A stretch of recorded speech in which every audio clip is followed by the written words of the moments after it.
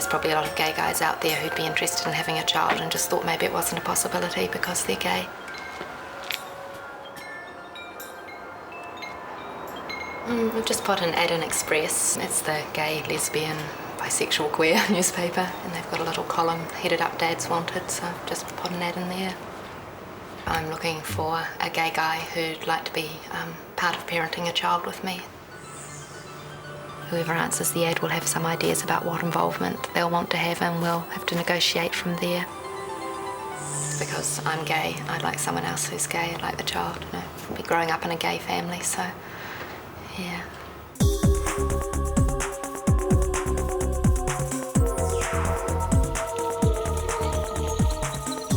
Over the past 10 years, New Zealand has seen the rise of a phenomenon that has been dubbed the gayby boom. Gay men and women getting together to create their own children, the oldest of which are only just entering their teens. Often the parties involved meet through adverts placed in newspapers or on notice boards, and sometimes they want more than just one child. Did the same process about 7 years ago. I have a 5.5-year-old daughter, Ella, now. I was in a relationship then with another woman, and we had her together, and so she has 2 parents, she has 2 mums. We're not together anymore, though she still has a very active role in Ella's life. I mean, I've always imagined myself having more than one child. I think if I'd stayed in the relationship I was in, we would probably have had a second child by now. And Ella desperately wants a little brother or sister. Given that she's now single, this time round Lee wants the donor to have a more active role in her child's life. She lost contact with the man who was Ella's donor when he moved to Germany. Well, her donor was happy for her to know his name and find him when she's 18, but he hasn't really had any involvement in her life, although he did come and meet her a couple of times when she was a baby. There we go, I've got one planted in. When she was about 3.5, she desperately wanted to know who her dad was, and so we told her, this is your donor, this is his name, this is how we got pregnant, and she really did want to know who he was. She didn't have any illusions that if we could meet him, that he'd suddenly live at our house and be a dad like that, because a lot of dads that she knows about, that's not how they are anyway. They have a role in their kid's life, but they don't live with their kid. Please, carrot. My poor old watermelon died. Yeah, the caterpillar got that. We've got to get a new one. But, I mean, she knows all about how to get pregnant, and she goes, Mummy, I know, could we just find another donor? We'll be in the supermarket. She goes, can't you just ask that man over there for some sperm?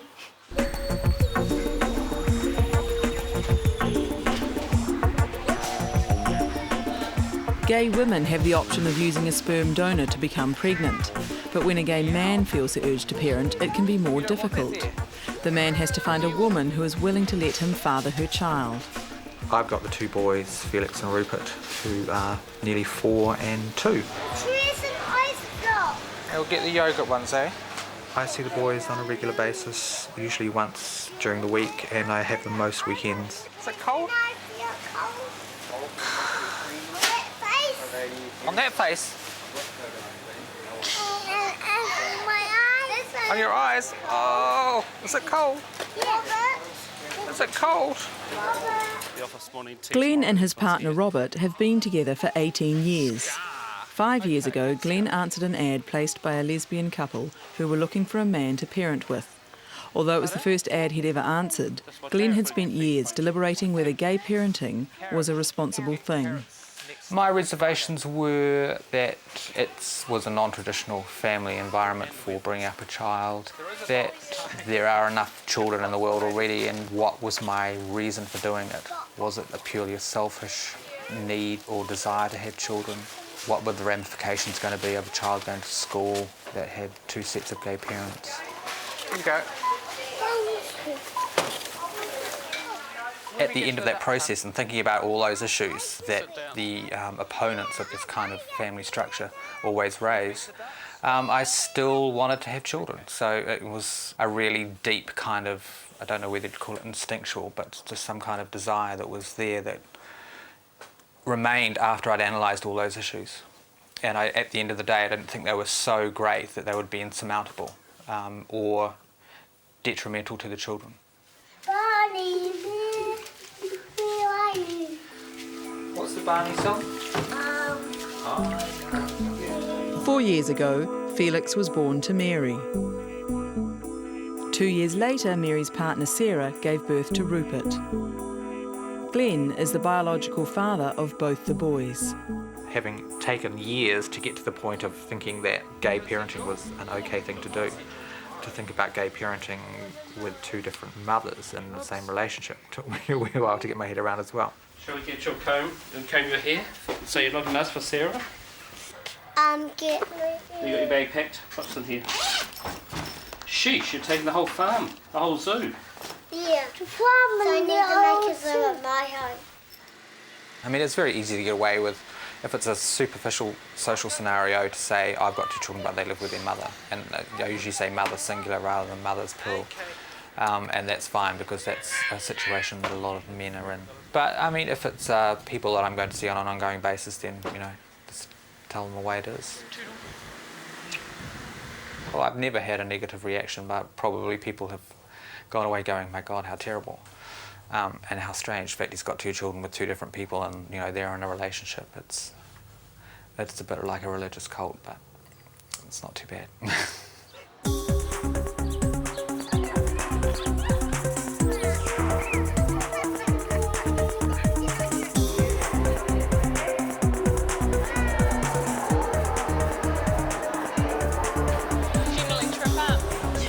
I think it's probably easier if you deal with the same crowd that you're used to, but if you go outside of that area, it can be difficult. You're not sure how people will react, and that's the scarier part. Reading something about homeschooling? Yes, thank you. Oh, we're both together, so that's all right. Thanks. Oh, they're never brave enough to say anything to us. It's snide comments behind your back. Teresa and Erin are a lesbian couple who became parents when Teresa gave birth to twins 4 months ago, a girl named Abby and a boy named Jack. Teresa's always really wanted children, so we waited about 4 years, didn't we, before we even really investigated anything. And when we decided that we were ready, Teresa started taking a temperature and doing all the sorts of things that you do when you're inseminating, and advertised for a donor. Teresa and Erin placed an ad on the notice board of a gay bookshop. A few people contacted us and we met them, and then from that we picked someone that we felt was suitable. We weren't really all that specific, other than the fact that we wanted obviously someone that was healthy and somebody who was prepared to not want to be a major part of the children's life. Come on now, go get your bottle. Yeah, we just didn't want anyone to impede hugely on our way of life and Our family. And I guess for us to feel threatened. We didn't want someone who in another 3 years might think, well, I've settled down now, I want these children every week. Because to us that's not what our family is. Because you were hungry and too tired to drink.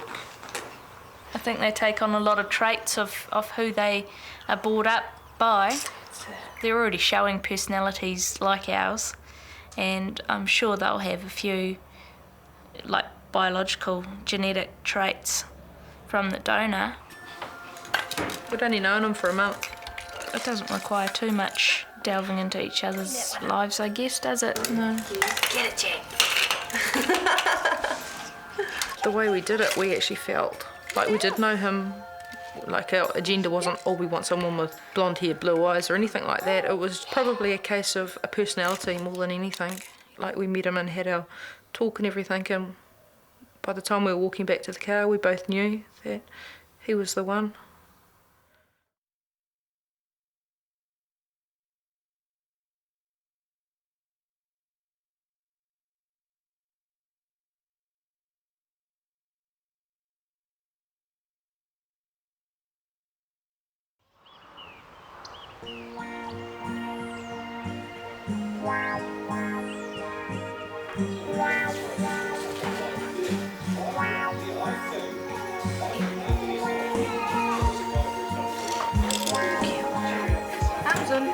There was never any way that I'd sleep with a man to have a child.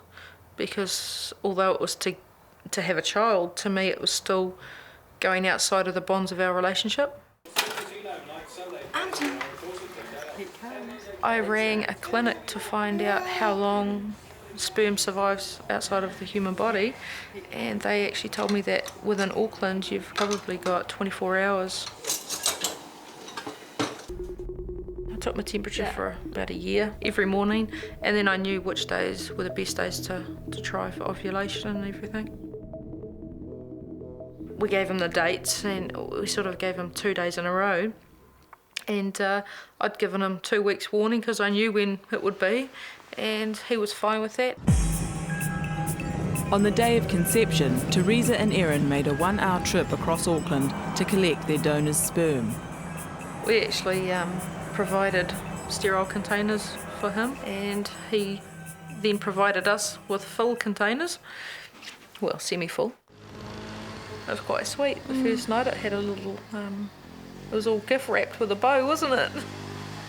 And we took them home and just used a syringe, like a needleless syringe, and did it ourselves at home. I fell pregnant the first time we tried, so it was easy in that aspect. We were both involved in every part of it. Yeah, yep, I was there when it all happened and when we picked up what we needed to pick up and just everything. Yeah, the whole process. The process. The process. That basically was me responding to a phone call from Mary and later Sarah saying, "Come now," so to speak, to coin a phrase. With Mary, you know, the first month I went to her house about 4 or 5 times, I think, during her ovulation period. And that was a bit weird, you know, I mean, having to masturbate on order in a strange house with other, you know, with someone else's domestic situation going on around you, was pretty, it was a bit like all those movies. It was quite hard to do. It's, you know, there are lots of books out there that tell people how to do it, and it's very low tech. It just needs to be a bit sterile, and you need to have your thermometer and be there at the right time. I mean, it was a learning curve for us. Basically, I would arrive and the girls would have the cup and it would be already warmed under their arm or somewhere. And I would go into my room, into the wherever, and do my thing and basically hand it to them, apologising all the time because you always think it's going to be more than it is. And they would, and that was a process then that they did together, and what they did. Basically, it just involved a syringe and injecting the semen, I imagine, as high up as they can get it, really. And thereafter, nature took its course. Right, 1, 2, 3, up. Pull the strap. Pull the strap. I'll walk with you, that's all right. Oh, now. You want what? I don't fit. Oh, now. You don't fit now. So just go for a little quiet walk and I'm standing here beside you, okay? Robert's here, that's fine. His children are virtually like my own children. Going to stop and give the pony a pat? Yeah. We see them every weekend, 2 or 3 nights a week. You have to go, big hug, big hug. Whoa, yes, yes, yes, yes, yes, yes, yes, yes. And they become so much part of you. I'll just strap again and pull it right back real tight like that. Yeah. Okay? Yeah. Off we go. Glenn is definitely their father. If Glenn's not around, certainly they'd come to me for comfort or security or safety, whatever they do. But certainly, no, and I've never tried to intrude into that parental relationship space. You can be my champion too, yes? Yeah. I'll come closer. Yes! I think it makes it less complicated if there's only one father, given the fact they've each got a separate mother at the other house. And I just tend to be the old auntie or the grandmother type or grandfather type role, really. My looking at the relationship that we have with the girls, it was after several months of meetings regularly and doing dinner and things like that, we actually got to know each other quite well. Both sides felt comfortable about what we were about to do, about the commitment we were going to put ourselves into. And I think it wasn't as if it was just 2 strangers after that. Hopefully when the children get to the stage where they're old enough to know or to actually conceptualise the way they were conceived and born, they will be so secure in the relationship that they have with the 4 of us that it's not going to be an issue. Won't matter. I do have concerns about anonymous donation, personally. I do believe it's the right of every child to know who their parent is.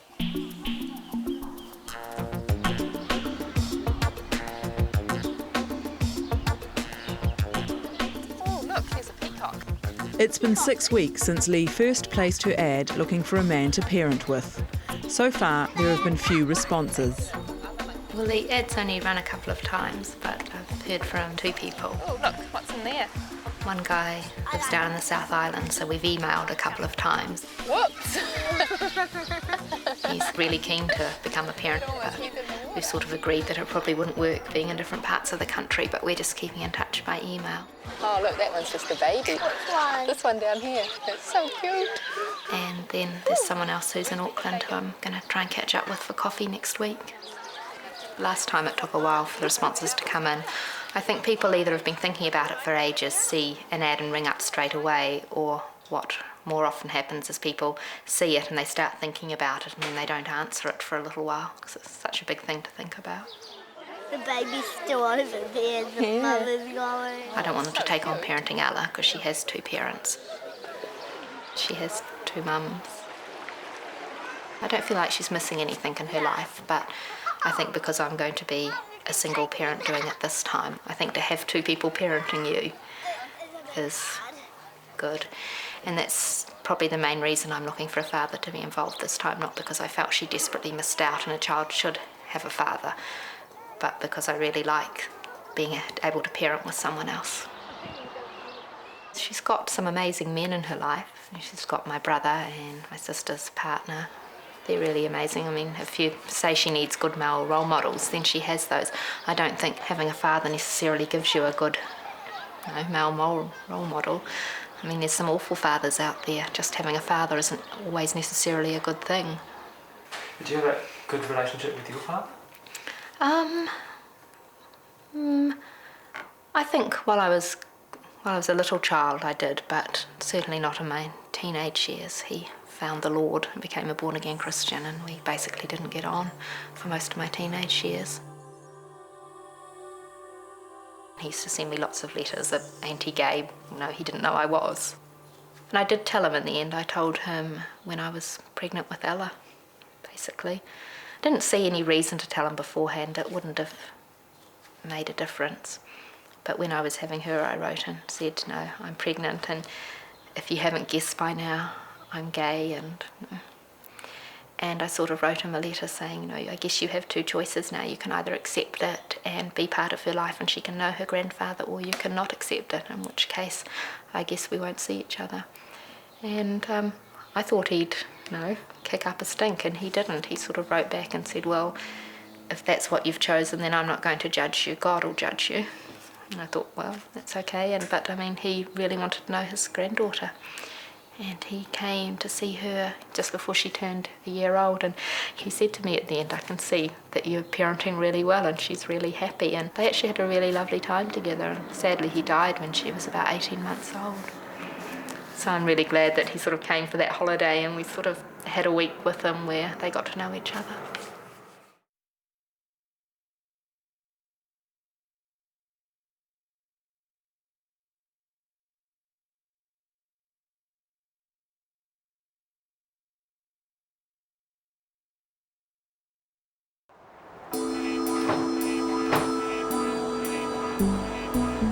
The people, I guess, who are most vocally against gay and lesbians would be probably born-again evangelistic Christians, but we don't see them. They're not part of our life. Alice in Auckland, in the inner city, at an inner city school, with other kids who've got gay parents. She's been to preschools with kids with other gay parents. Here we go. She's not the only child of gay parents in the school she's been to.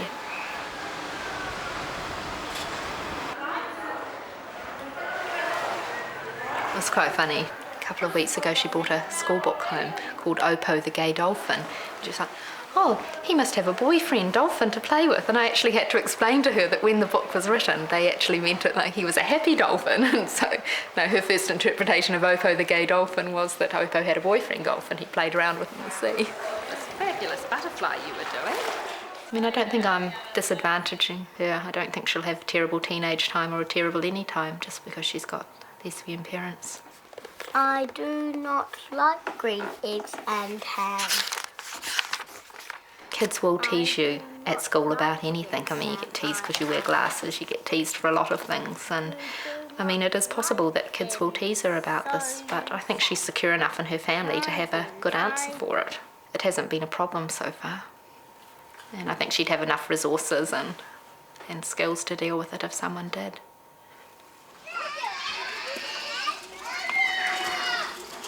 Today we're going up to Orewa to see my mother, who is staying up at a friend's house at the beach there. So the boys haven't seen their Nana Sherry for a while, so that's what we're going to do. Yeah, it's your turn now. Mum sort of hasn't seen Rupert since his birthday on Thursday when he turned 2. Be a bit of a birthday celebration for him as well. Come on, Robert. We're going off to see Nana Sherry. Yay. I do definitely remember the day that I told my mother I was gay. That was a significant event in my life, which was filled with dread and foreboding. I felt it was something that was going to be a disappointment ultimately to her. Glenn came home one day and I can't remember exactly how old he was teens anyway, and said to me, "Mum, I've got something to tell you." And I said, "Oh yes, what's that?" And he said, "I'm gay." And I said, "Oh yes." I said, "You're still my son though." And I said, "You're not really telling me something that I didn't really know." He said, "There's only one thing I'm going to be sorry about, Mum." And I said, "Why, what's that?" He said, "I will never have children." And I said, "Oh, well, Glenn, you can't have everything in this world, you know." I said, "There's some people that are even married in heterosexual relations. They don't have children either." Who had a birthday the other day?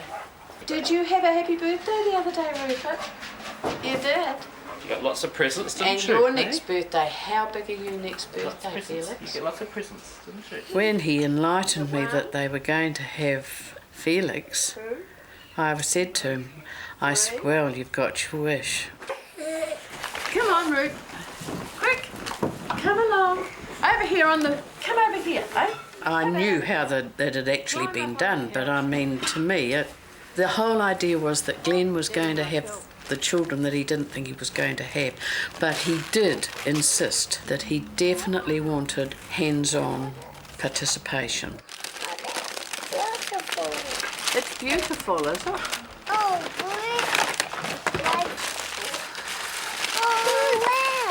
wow. Wow. What have we there? I used to play lawn bowls, and therefore I moved in a circle of quite a number of men and women. But I've never hidden the fact that Glenn was gay, and that and I said, "Oh, I'm going to be a grandma again." "Oh, who's Glenn married to?" I said, "He isn't." I said, "He's gay." I said, "He hasn't changed." "Oh." They said, "Well, how do you feel about it?" I said, "Well, they thought about it, they've talked about it, no different than anybody else in a marriage situation." And I told them to go for it. I'm going to make a sandcastle. Barry died in 1990. I'll put it this way. He was not as broad thinking as I am. He was a real rugby player. Said it all? My inner feeling is that he would perhaps have had difficulty, but then I feel also that the mere fact that it was a grandchild would win him round anyway, because he did love his grandchildren.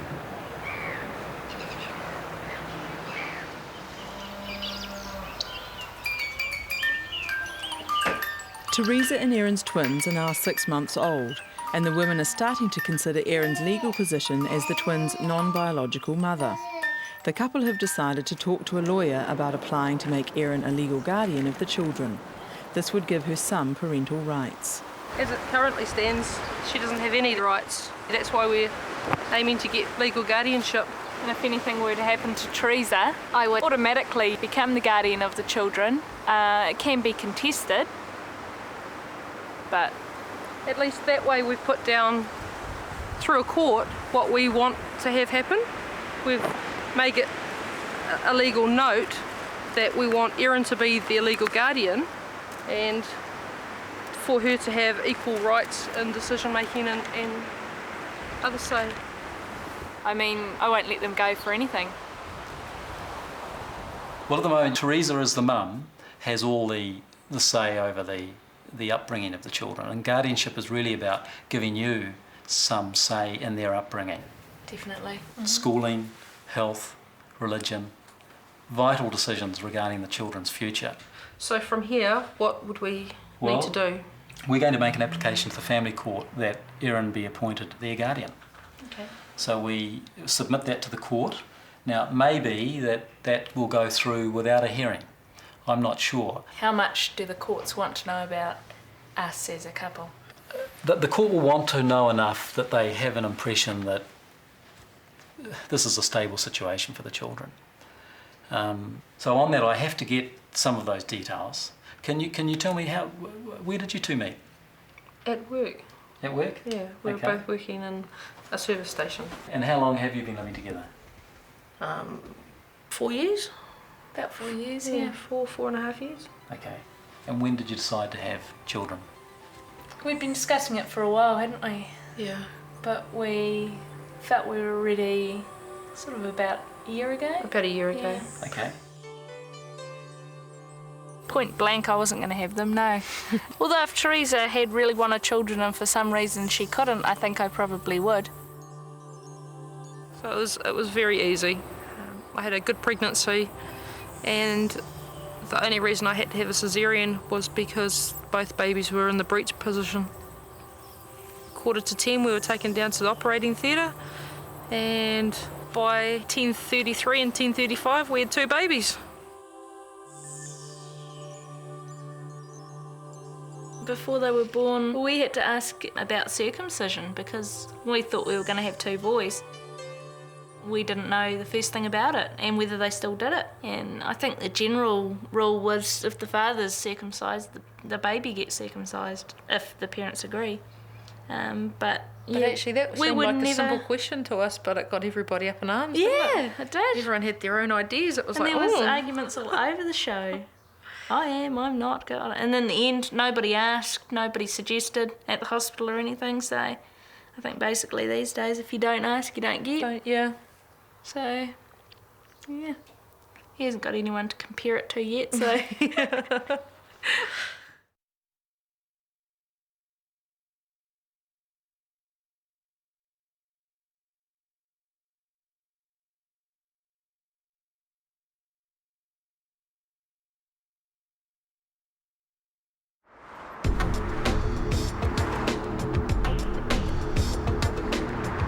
Since Felix was born, Robert and I have always lived in South Auckland. So from birth, basically, they've been used to sitting in the car for at least an hour. Every weekend and at least once during the week, Glenn makes a 2-hour round trip across Auckland, ferrying Felix and Rupert between their 2 homes. It's a situation that all 4 parents realise is not ideal. Oh, I mean, I think we need to live close together. Yeah. It's an hour's drive now, and it's well, it's been harder for them because they do most of the picking up and dropping off. Yeah. I think it would be really good to live closer together. I think we intend that, yeah. Yeah. I mean, I'd always want us to be in separate households, but they could be next door neighbours and it would be fine. Here we are, home again. I'd do next door. I'd live next door to them. I actually wanted, ideally, was to get a plot of land and have separate houses with a sort of bit of a runway in between. That was the intention. I mean, I could live with that. You're still eating a chocolate button. Hello. The living arrangements of the 2 households are about to change radically. Mary has found a job in Wellington, and in the next few months the women will move down south with the 2 boys. Glenn and Robert now must consider their options. Robert and I have made the decision that we will follow them to Wellington because The responsibility that we took on in having these two children was such that we wanted a full-time relationship with them. We don't want to just drop out of their life and see them sort of every couple of months. That's, you know, that's not what it's all about from my point of view. Oh, is that your Christmas stocking? Well, I don't know if it's big enough for Santa. It's a big decision to make. I mean, in lots of ways it was no decision to make, because Robin and I both felt the same, that, you know, well, if Mary and Sarah go to Wellington with the boys, then we will have to go too. So from that point of view, it was an easy decision, but there are lots of ramifications. I mean, Robert has to get a new job, I have to get a new job, we have business interests in Auckland which we have to sell our property, you know, all that kind of stuff. So it's big, there are big issues involved. They're not insurmountable, and at the end of the day, they're not the most important thing. You'll be living out of Wellington, do you think? I don't know. I think we probably want to be fairly city central. I'm going to be at home with 2 under 5s, and I don't know how much I'm going to get out to walk, and Mary's going to be working all day. You know, I mean, it was a bit different from our lifestyle here. Which the boys spend more time with us, but I think in terms of our parenting roles, we're equally parents.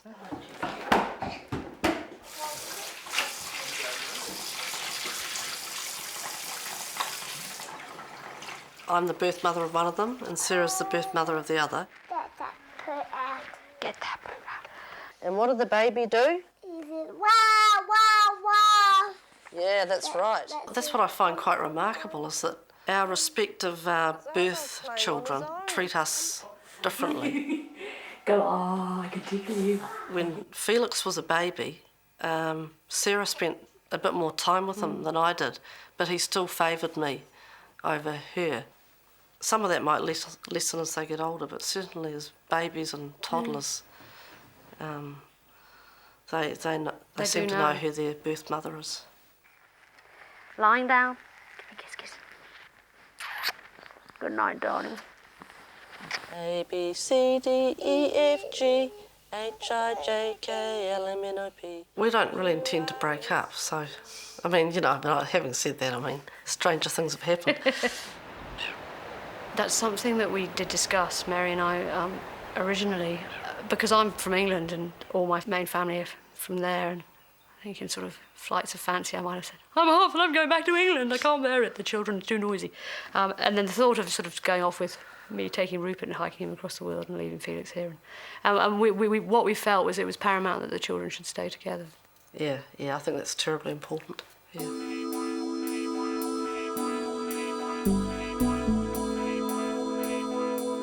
My position is always that hopefully everyone involved in any situation that may arise thinks about what's best for the kids.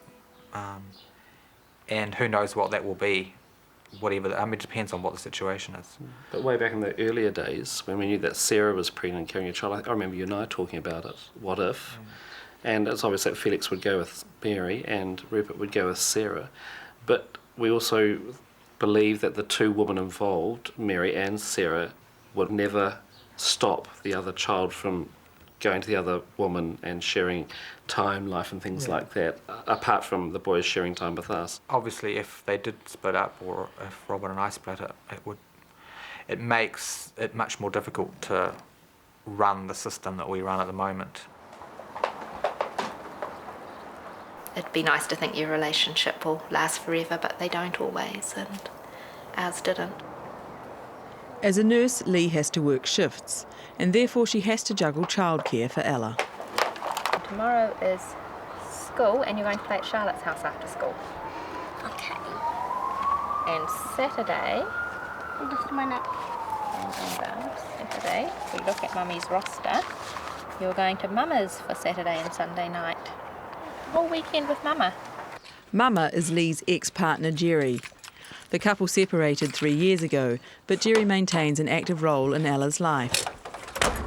I normally see Ella about once or twice a week, very much depending on what's happening, what Lee's roster's doing. We're working with the roster, so I feel it's in some ways more settling for Ella to have one definite home, given the situation. Hey, boo. How you going? You're set to go? Another tooth. Which one? Look at it now. Cool. You're going to need 2 front teeth for Christmas. As far as anyone legally is concerned, she's Lee's daughter, and physically she's Lee's daughter. I think I would probably end up being more of the older friend type role, but that's quite cool. It's a matter of just changing and evolving. It's not really a role that has any real predetermined path. Mom, you'll break it. I won't break it.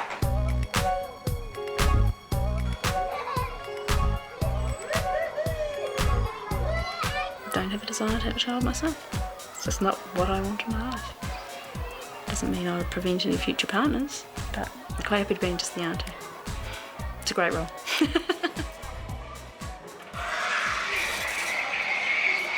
No, sugar. Sugar. I have my aspirations, and some of that involves being away, but that doesn't mean that if I went overseas I wouldn't endeavour to have Ella for a longer period of time while I was overseas.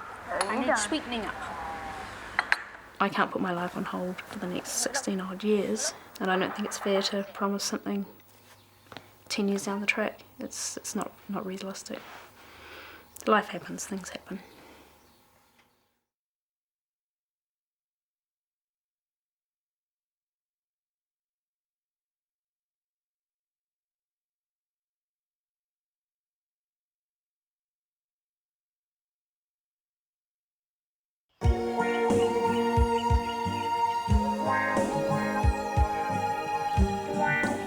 With 3 weeks till Christmas, Teresa and Erin are hoping to get some positive news about Erin's guardianship application.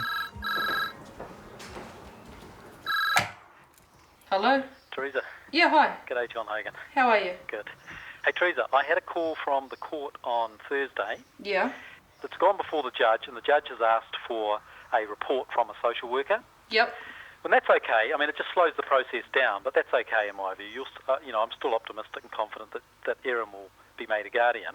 But what will happen is that a social worker will ring you and Erin, okay? Yeah. And ask to come around and see you and just have a chat with you. And so when will they do that? I reckon you'll hear from them within a fortnight. Oh, okay. It's just a bit of red tape, just an overcautious approach by the court, because I think probably it's a slightly novel situation. Okie doke. All right? Thanks, John. See you, Teresa. Okay, see you. Bye. So we've just got to wait for a social worker to contact us and to come around and have a talk and decide whether or not Erin's appropriate enough to be a guardian, I suppose. It does make it a bit more scary, because then the person that comes to see us may judge us on what they think is right, but it may not necessarily be what is right. Yeah. So you've got to try and think, well, I mean, we'll just be ourselves, and hopefully that's good enough. If they do in the end turn us down, I'd reapply. I'll keep reapplying until they give it to us, because I don't want the kids to be in an unsafe situation.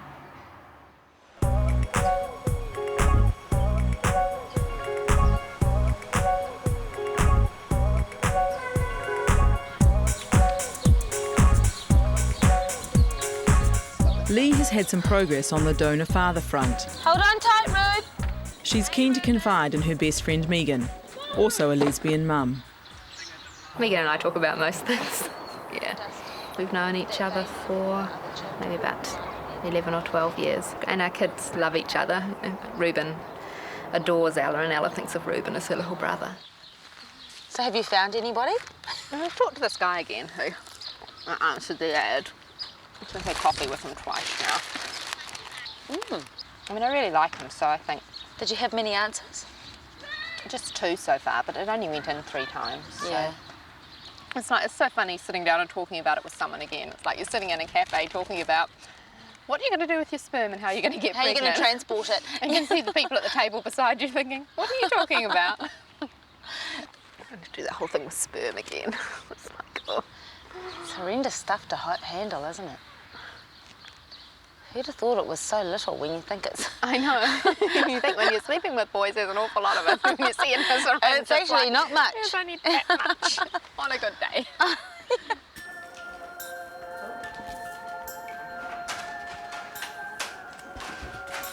He's planning on doing some travelling, so I'm just kind of wondering whether he's going to be around as much as I initially thought I wanted, but I really like him, and if I waited for someone else who might be around as much, I might not.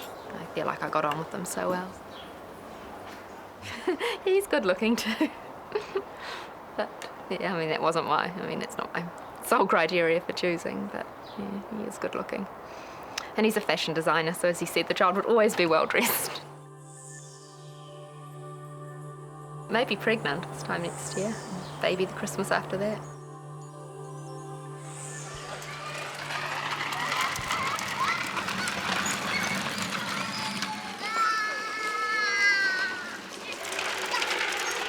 The majority of gay parented children, whether it's singles or couples, are likely to be much better balanced and more ready to be educated than some of the hetero ones. You can't say that.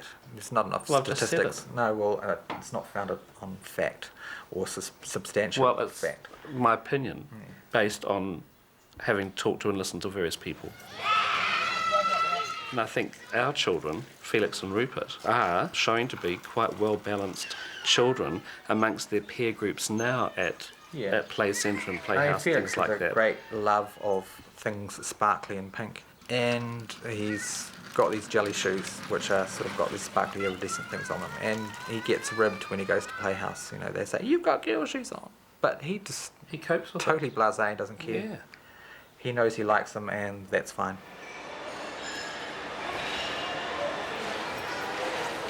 Especially Santa's big beard that he's got. Oh, it's scary. It is a bit scary. I personally am hoping that neither of these two boys are gay. I think it's pretty tough in this world even today with more awareness and appreciation, but it's still a very hard life for gay men. Stop and sit down, Tom. The research still hasn't come in on nurture or nature, kind of what drives gayness in people. I mean, I certainly would hope as well that they're not gay, just because to be one of the majority is so much easier than being one of the minority.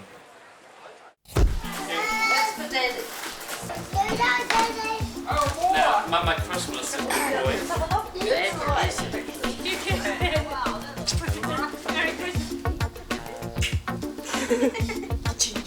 Say Merry Christmas.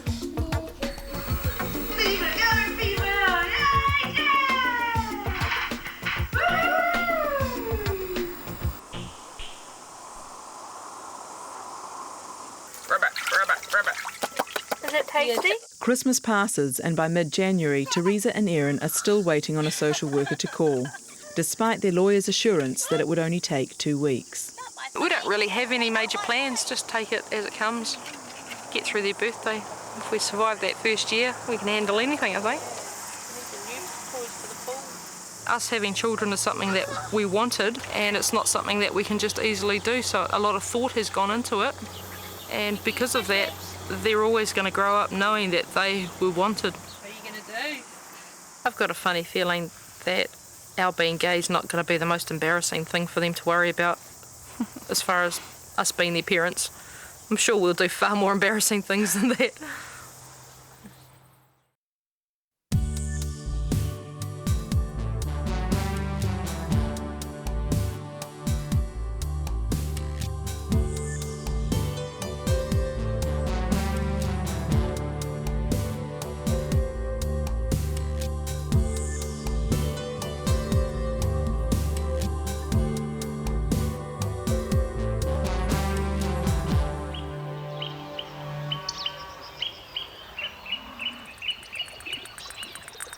Even in the 5 years or the 10 years prior to the children arriving, we weren't out clubbing every Friday and Saturday night. No, you never let me go. Yes. I'm kind of like half excited about starting again and half thinking, oh my God, what am I doing? There's always going to be questions about wet dreams and things like that. I mean, no doubt we'll have to find out more about them because we don't know about them. This program was made with funding from New Zealand On Air.